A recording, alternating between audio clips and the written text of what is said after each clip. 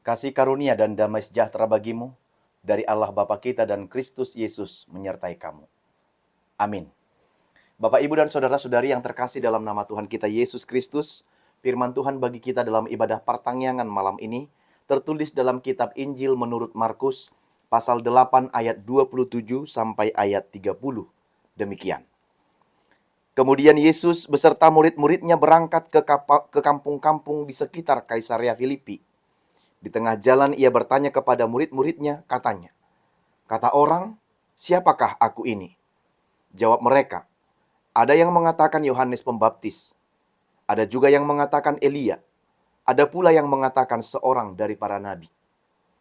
Ia bertanya kepada mereka, "Tetapi apa katamu? Siapakah aku ini?" Maka jawab Petrus, "Engkau adalah Mesias." Lalu Yesus melarang mereka dengan keras supaya jangan memberitahukan kepada siapapun tentang Dia. Demikian firman Tuhan. Bapak, Ibu, dan saudara-saudari yang terkasih dalam nama Tuhan kita Yesus Kristus, manakah lebih cepat? Menilai diri Anda atau menilai siapa orang lain? Sekali lagi, manakah yang lebih gampang dan lebih cepat kita lakukan? Menilai diri kita sendiri atau menilai orang lain? Ada orang yang bisa menjelaskan dan menilai orang lain dengan cepat dan luar biasa, A, B, C, dan D sampai seterusnya, tetapi dia tidak dapat menilai dirinya sendiri.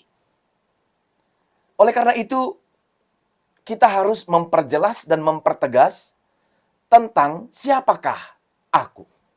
Siapakah diri kita sendiri? Siapakah Anda sebenarnya? Hal ini mau menjelaskan supaya tidak terlalu cepat menilai orang lain dan kita gagal menilai tentang siapa diri kita yang sebenarnya. Oleh karena itu harus dimulai dari diri kita sendiri. Siapakah aku? Ketika kita menjawab satu pertanyaan singkat ini akan mengungkapkan banyak hal tentang bagaimana kita, bagaimana aku, bagaimana saya memandang diri saya sendiri. Memandang apa tujuan saya, apa hubungan saya dengan Tuhan, dan bagaimana saya memandang orang lain. Jadi ketika saya memulai dari diri saya sendiri, siapakah saya, maka saya akan mengungkapkan banyak hal tentang bagaimana saya memandang diri saya. Tentang tujuan saya dan hubungan saya dengan Tuhan, dan bagaimana saya memandang orang lain. Maka bagaimana saya memandang orang lain, itu terlebih dahulu dimulai dari bagaimana saya menilai diri saya sendiri. Bagaimana saya melihat jauh ke dalam diri saya sendiri.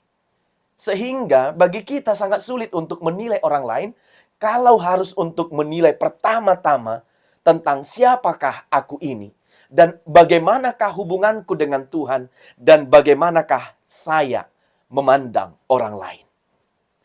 Dunia ini memberitahu siapa kita berdasarkan bagaimana mereka ingin menyesuaikan diri dengan kita. Jelas kita adalah orang-orang yang berdosa, namun Tuhan menemukan kita. Tuhan melihat kita, dan Tuhan tahu tentang kesiapaan kita, dan Dia hendak menolong kita. Karena itu, kalau Tuhan menemukan kita, kita harus memperjelas akan pengenalan kita kepada Tuhan. Siapakah Tuhan bagi kita? Dan bagaimanakah kita mengenal Dia yang adalah yang telah menolong, menyelamatkan, dan menebus kita dari segala dosa dan pelanggaran kita. Setelah kita melihat dan bertanya tentang kesiapaan kita, siapakah aku? Maka pertanyaan selanjutnya berlanjut, siapakah Yesus bagi kita? Siapakah Yesus bagimu?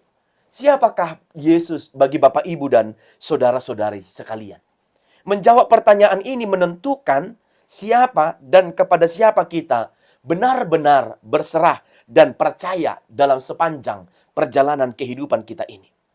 Kita tidak dapat menemukan siapa diri kita sampai kita dapat menemukan siapa Dia dalam hidup kita. Sekali lagi, kita tidak akan pernah dapat menemukan siapa diri kita yang sebenarnya sampai kita dapat menemukan siapakah Yesus bagi kita. Siapakah Yesus itu menurut Anda, menurut Bapak, Ibu, dan Saudara? Pertanyaan inilah, pertanyaan yang serupa inilah yang dipertanyakan oleh Yesus kepada murid-muridnya ketika mereka berangkat melakukan perjalanan dari satu tempat, dari Galilea menuju satu tempat yang bernama Kaisarea Filipi itu. Yesus bertanya kepada murid-muridnya. Yesus hendak mengetahui dan Yesus hendak mengevaluasi dan mencari data tentang bagaimana pengenalan orang lain terhadap dia sendiri. Bagaimana pengenalan orang lain, orang banyak yang sudah mengikut dia, yang hari-hari ini berbondong-bondong untuk mengikut Yesus. Maka kali itu Yesus mau bertanya tentang siapakah dia menurut pandangan, menurut evaluasi, dan menurut data dari banyak orang yang mengikut dia. Maka kita lihat di sini, karena berita tentang Yesus yang sudah dikenal dan sampai ke banyak orang di mana-mana kalangan luas. Karena itu Yesus hendak melihat bukti atau pendapat orang lain tentang dia. Siapakah dia? Dan bagaimana pengenalan orang-orang terhadap dia sehingga dia diikuti oleh orang banyak itu. Maka Tuhan mau mengevaluasi sejauh mana pengenalan mereka. Sehingga mereka mau ikut, sehingga mereka mau berbondong-bondong dan mengikut Yesus itu. Maka Yesus menyampaikan pertanyaan ini tentang siapa dia ini ketika dia dan para murid-muridnya sedang berjalan di daerah Kaisarea Filipi. Kaisarea Filipi ini adalah tempat Herodes Agung membangun kuil untuk menghormati kaisar. Jadi di sana terjadi penyembahan, pemujaan terhadap kaisar. Maka mereka meminta supaya menyembah kaisar. Satu kota Romawi kuno, tempat penyembahan berhala yang sangat besar kala itu. Selain itu, untuk memuja kaisar, ada juga kuil-kuil besar yang dipersembahkan untuk dewa yang namanya Pan. Maka Pan adalah manusia setengah kambing yang memainkan seruling. Maka Pan inilah nanti yang menguasai alam ini, yang menggembalakan dan kawanan yang ada di alam bebas. Itulah menurut pemahaman dan kepercayaan Romawi kuno kala itu.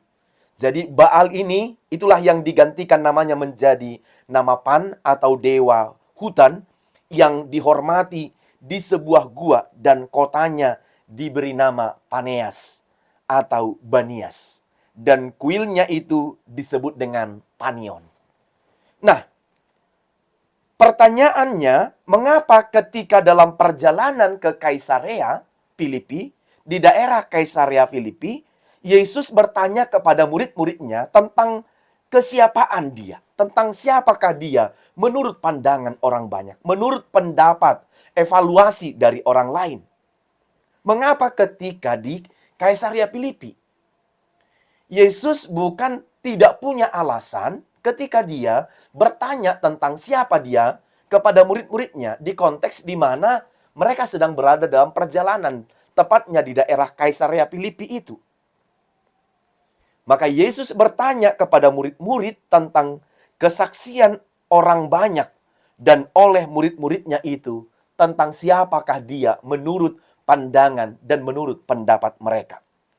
Jadi, saudara, Bapak, Ibu yang dikasihi Tuhan Yesus Kristus, ini bukan kebetulan. Tapi Yesus tahu betul tentang konteks dan situasi, dan hal inilah yang ditanya kepada murid-muridnya sebab mereka diperhadapkan dengan pilihan dan komitmen mengikut Yesus.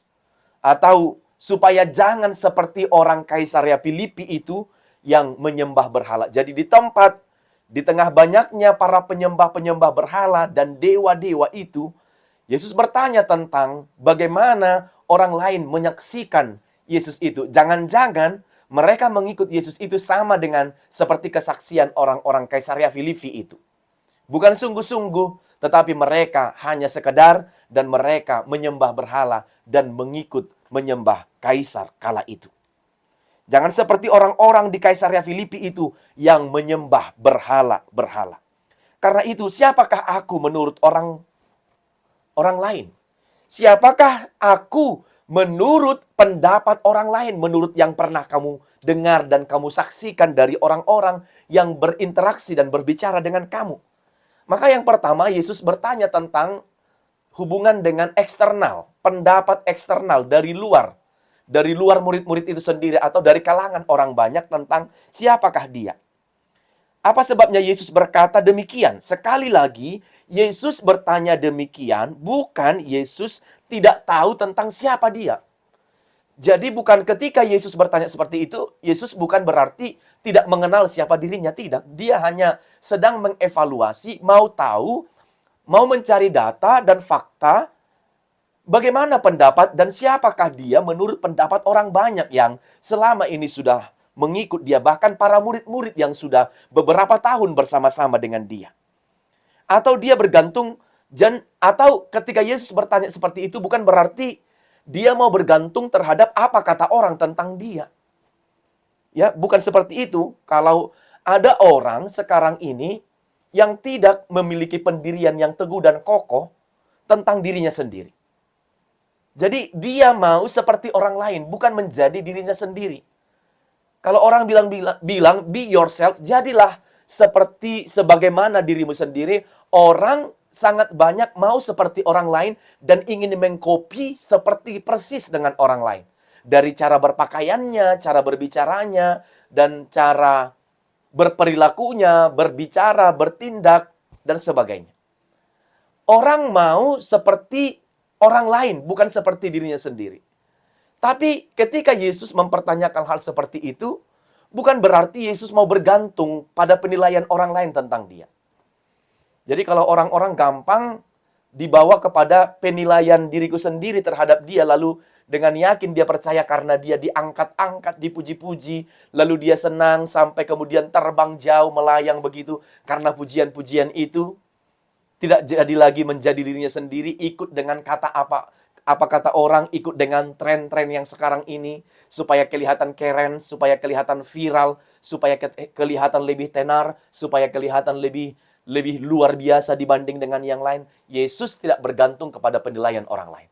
Tetapi dia hanya mengevaluasi, mau tahu, mau mendengarkan, melihat bagaimana pendapat orang lain terhadap dia.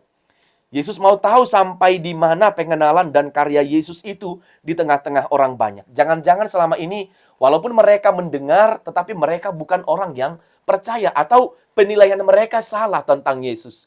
Jangan-jangan mereka ikut berbondong-bondong, ikut dengan Yesus. Jangan-jangan mereka tidak mengenal siapa yang sedang mereka ikuti itu. Dan terbukti dari jawaban, dari apa yang didengarkan oleh para murid itu, dan disampaikan kepada Yesus, terbukti dengan jelas dan benar kalau mereka selama ini ternyata tidak mengenal siapa Yesus itu sesungguhnya. Jadi pertemanan mengikut Yesus yang selama ini belum tentu mengenal sesungguhnya. Tetapi bisa ikut-ikutan saja. Tidak mengenal tapi sengaja dengan ikut-ikutan saja. Kalau istilah orang Batak bilang, tadda-tadda Soekarno, begitu. Dia hanya kenal bagian luar, tapi tidak kenal sesungguhnya tentang siapakah orang itu. Jadi, kenal yang sangat dangkal ini menyebabkan kita tidak tahu betul tentang siapa yang sedang kita ikuti dan siapa yang sedang kita percaya. Terbukti dari jawaban mereka. Di tengah-tengah orang banyak itu, di mana mereka berada di daerah antara penyembah berhala, ternyata ada pengenalan yang beragam. Paling tidak di sini dikatakan ada 3 pengenalan yang mereka yang sangat dangkal dan betul-betul ternyata selama ini mereka tidak mengenal Yesus. Yang pertama bilang, menurut mereka, engkau itu adalah Yohanes Pembaptis. Lalu mereka memiliki persepsi dan pengenalan yang salah. Karena menurut mereka Yesus itu adalah Yohanes Pembaptis. Memang benar Yohanes Pembaptis dan Yesus pernah melayani pada waktu yang sama. Dan Yohaneslah yang memberitakan tentang kedatangan, bertobatlah sebab kerajaan sorga sudah dekat. Padahal jelas bahwa Yohanes Pembaptis itu adalah pendahulu, pembuka jalan untuk kedatangan Yesus. Ratakanlah jalan yang berlobang dan timbullah jalan yang berlobang itu. Dan bertobatlah sebab kerajaan Allah sudah dekat. Sebab kerajaan sorga sudah dekat. Dia pendahulu. Dia pertama yang membuka jalan untuk kedatangan juru selamat. Dan dia sendiri pun berkata bahwa bukan aku tetapi yang akan datang di belakangku. Aku bukanlah dia, juru selamat. Bahkan membuka tali kasutnya sekalipun aku tidak layak. Jadi dia bukan Yohanes Pembaptis. Yang kedua, ada orang lain yang bilang dia adalah Elia. Elia yang adalah mereka kira reformasi nasional yang menentang para penguasa korup di zaman mereka.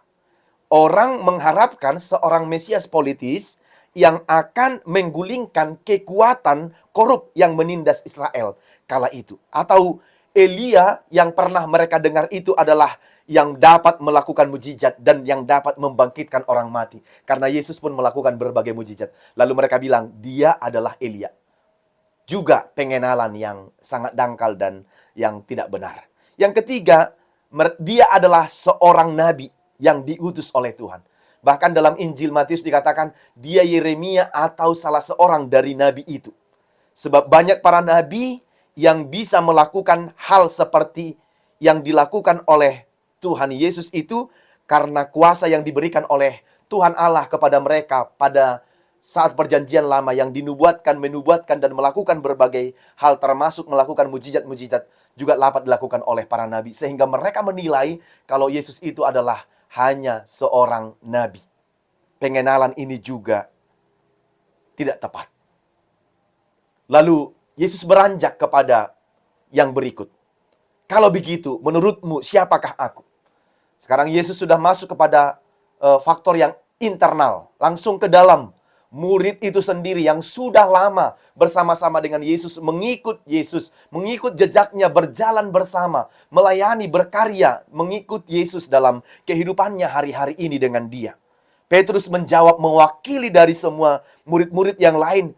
Karena Petrus inilah yang kita lihat yang sangat berperan di kitab yang kita lihat itu dari apa yang dialami dan diikutinya selama beberapa lama.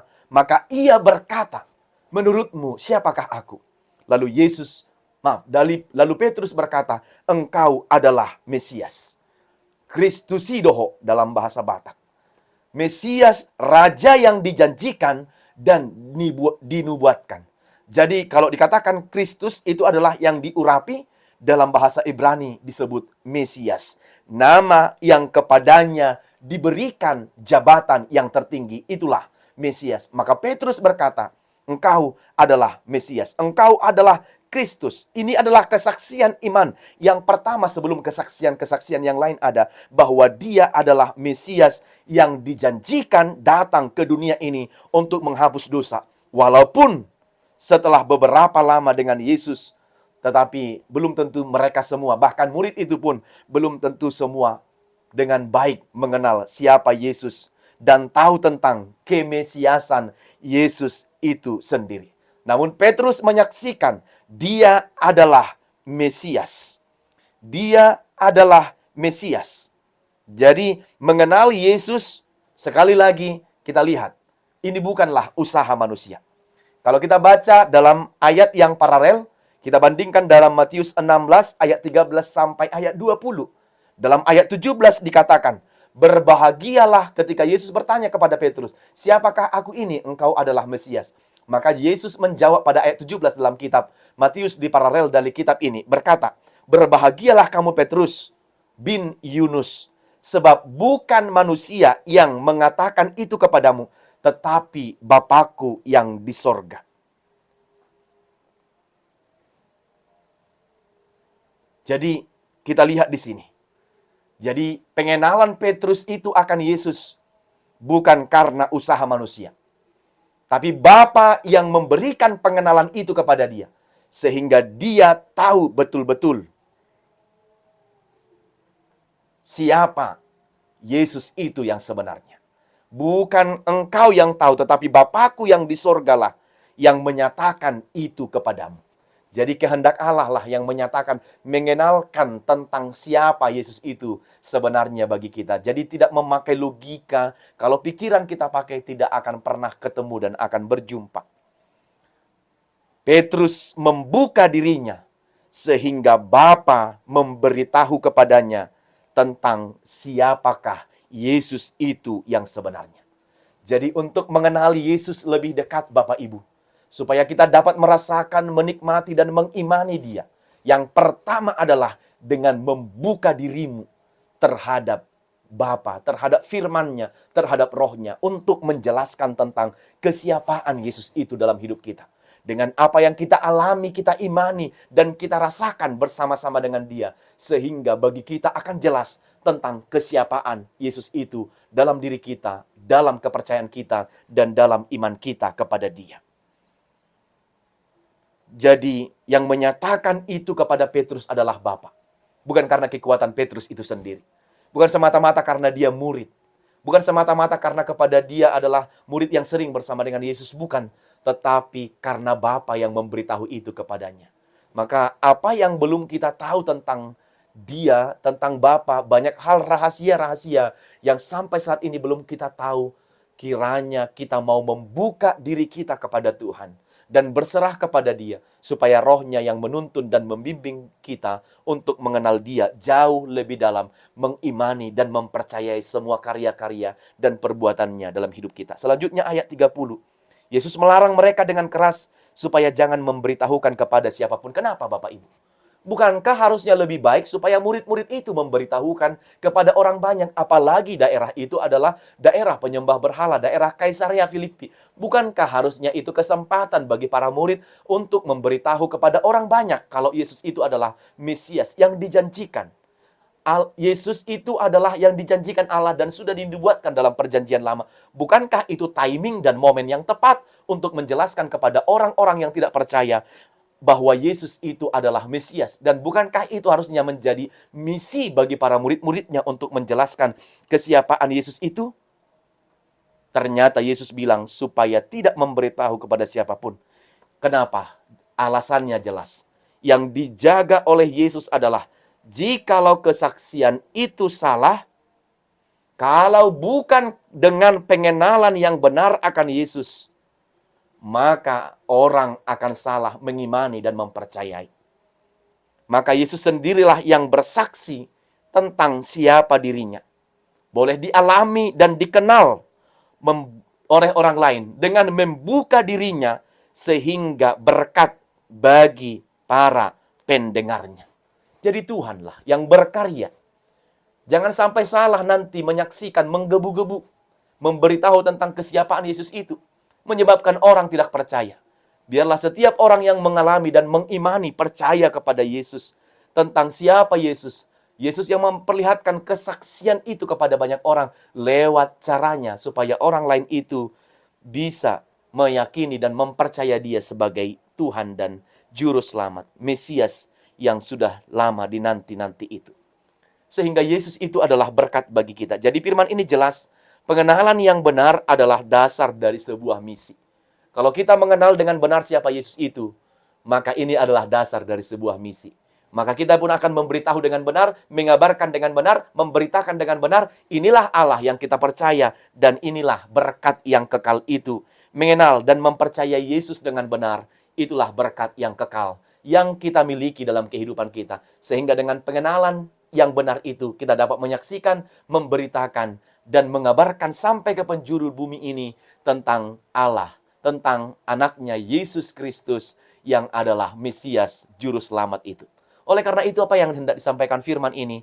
Yang pertama, jika kita ibaratkan, kita sekarang sedang berjalan di Kaisarea Filipi yang modern. Di tengah-tengah banyaknya tantangan yang mengguncang iman percaya kita kepada Dia. Di tengah-tengah banyaknya pergumulan, masalah-masalah. Di tengah-tengah kehidupan kita di dunia ini. Maka satu-satunya modal untuk tetap mengaku dan mengenal serta mengimani Tuhan adalah, yang menjadi juru selamat kita itu adalah pengenalan yang benar. Dan menghidupi serta mengimani Yesus dalam setiap perjalanan kehidupan kita. Itu modal paling utama kita. Memiliki pengenalan yang dalam dan yang benar. Yang kedua adalah, siapakah Yesus dalam hidup kita? Kita sudah mengalami Dia. Kita sudah mengimani Dia. Kita sudah mempercayai Dia. Maka, kalau kita sudah mengalami, mengimani, meyakini, dan mempercayai Dia, jadikanlah itu berkat yang kekal dalam kehidupan kita. Yang tidak pernah dapat diambil oleh apapun. Karena pengenalan yang benar itu menjadikan kita percaya dan teguh kepada Dia. Yang ketiga dan terakhir adalah mengenali Yesus dengan benar. Sehingga kita dapat bersaksi dan memberitakan Kristus itu. Maka pengenalan yang benar adalah modal kita dalam bermisi. Memberitakan namanya yang agung dan besar itu sampai ke seluruh penjuru bumi bahwa Yesus yang kita kenal itu adalah Tuhan, Mesias, dan Juru Selamat yang telah menebus kita dari dosa, maut, dan kematian sehingga kita selamat dan beroleh kehidupan yang kekal. Amin. Tuhan Yesus memberkati.